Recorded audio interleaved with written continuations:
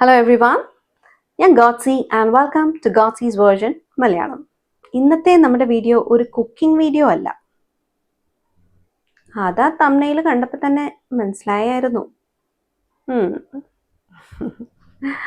അപ്പം ഇതുപോലത്തെ ഒരു വീഡിയോ നിങ്ങൾ ആദ്യമായിട്ട് കാണുന്നതോ കേൾക്കുന്നതോ ആവില്ല. ഒരു പക്ഷേ നിങ്ങളിത് നേരത്തെ ചെയ്തിട്ടും ഉണ്ടാവാം. പക്ഷേ അത് തുടർച്ചയായി ചെയ്യുന്നുണ്ടോ എന്നുള്ളതാണ്. ഒരു കാര്യം എത്ര നിസ്സാരമാണെങ്കിൽ തന്നെ അത് നമ്മൾ തുടർച്ചയായി ചെയ്യണമെങ്കിൽ അത് ചെയ്യുന്നത് കൊണ്ടുള്ള പ്രയോജനം എന്ത് എന്ന് അറിഞ്ഞെങ്കിൽ മാത്രമേ നമുക്ക് നമ്മളെ തന്നെ ഒന്ന് പ്രോത്സാഹിപ്പിച്ച് അത് തുടർച്ചയായി ചെയ്യുകയുള്ളൂ, അല്ലേ? അപ്പോൾ വീഡിയോ കണ്ടതിന് ശേഷം ഒന്നും കൂടെ കാണാം. അപ്പോൾ ഈ ബോക്സിൽ ഓരോ തവണയും പിഴിഞ്ഞപ്പോൾ ഞാൻ കളയാതെ എടുത്തു വെച്ച നാരങ്ങയുടെ തൊലിയാണിത്. ഇത് നമുക്ക് ഈ ഒരു മിക്സി ജാറിലേക്ക് ഇട്ട് കൊടുക്കാം.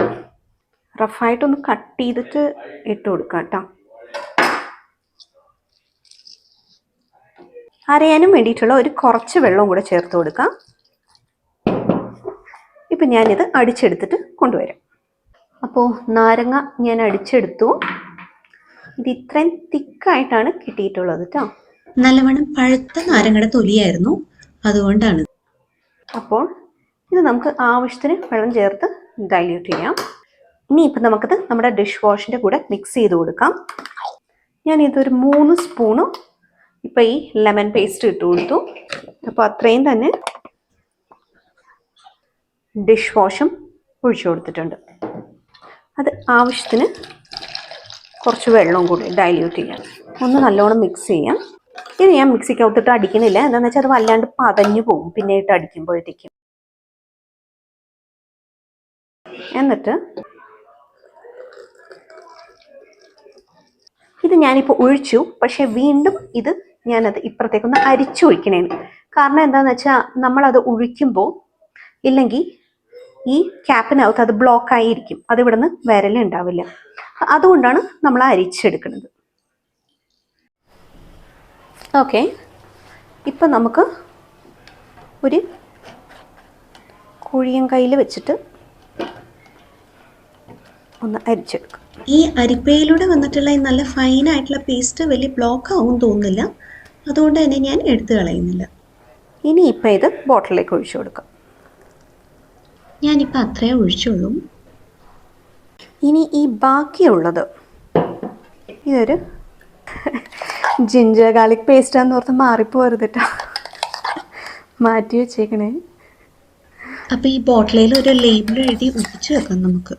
ഇതിലേക്ക് ഇനിയിപ്പം നമ്മൾ ഇച്ചിരി ഡൈല്യൂട്ട് ചെയ്യാത്ത ആയിട്ടുള്ള ഈ ഡിഷ് വാഷ് ലിക്വിഡ് ഇത് ചേർക്കുന്നത് കേടാവാതെ ഇരിക്കാനാണ്.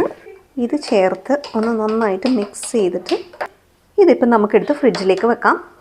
ഇനി ആവശ്യമുള്ളപ്പോൾ ഇത് ഡൈല്യൂട്ട് ചെയ്ത് അരിച്ച് ഇതുപോലെ തന്നെ ബോട്ടിലേക്ക് നമുക്ക് ഒഴിച്ചു വെക്കാം. നാരങ്ങയുടെ തൊലി കിട്ടാനില്ലെന്ന് അങ്ങനെ അങ്ങ് പറയാൻ പറ്റില്ല. ഒരു 4 നാരങ്ങ പിഴിഞ്ഞ തൊലി ഉണ്ടെങ്കിൽ ഒരാഴ്ചത്തേക്ക് ഡിഷ് വാഷിൻ്റെ ഒപ്പം മിക്സ് ചെയ്യാനുള്ളതായി. പ്രത്യേകിച്ച് നാട്ടിൽ താമസിക്കുന്നവരാണെങ്കിൽ അവിടെ മിക്കവാറും എല്ലാ തെരുവിലും തന്നെ നാരങ്ങ വെള്ളം കുടിക്കാനുള്ള ഒരു കടയെങ്കിലും ഉണ്ടാവാറുണ്ട്. അവിടെ അവരോട് ചേട്ടാ എനിക്കിത് ആവശ്യമുള്ളതാന്ന് പറഞ്ഞാൽ അവർ ചിലപ്പോൾ അത് എടുത്തോളം പറയും. ഏറി വന്നാൽ കുറച്ച് ചില്ലറ കൊടുത്ത് മേടിക്കേണ്ടി വരുമായിരിക്കും. നമുക്കാണെങ്കിലോ ഇത് നല്ല ഉപകാരമുള്ള ഒരു കാര്യം കൂടെയാണ്. എങ്ങനെയാണെന്നായിരിക്കും. ഞാനൊരു ക്വസ്റ്റ്യൻ ചോദിക്കാം. നമ്മൾ ഈ കയ്യിൽ മോയ്സ്ചറൈസർ പുരട്ടി കൊടുക്കില്ലേ?